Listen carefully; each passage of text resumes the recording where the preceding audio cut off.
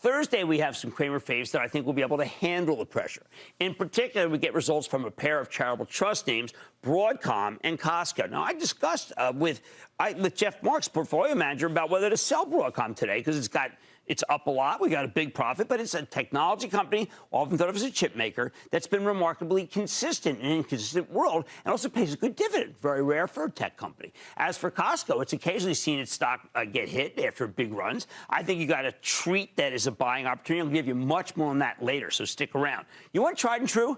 How about Hormel? I mean, Hormel, now we're talking about, yes, Spam with a 2.4% yield. This is the limited edition pumpkin spice, which I've got to tell you is a little out of season right now, but as good as ever, and will be as good as ever 24 years ago, just like it was 24 years from now, just like it was 24 years ago. It's a time traveler.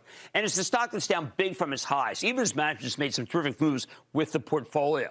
Or, you know what? Actually, not that much like Spam, Lululemon. They report, and I think that's going to give you a fantastic set of numbers.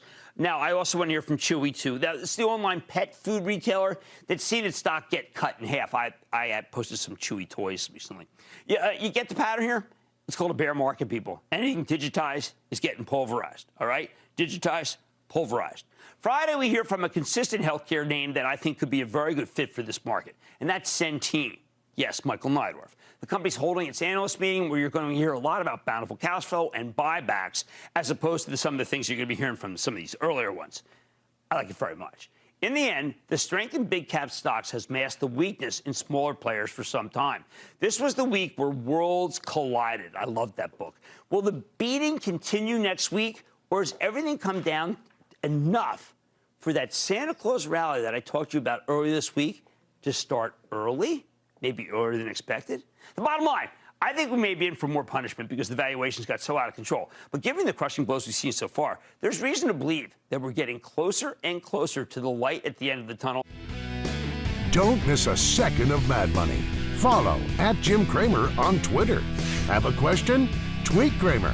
#MadTweets. Send Jim an email to madmoney@cnbc.com or give us a call at 1-800-743-CNBC. Miss something? Head to madmoney.cnbc.com. Shepard Smith here. Thanks for watching CNBC on YouTube.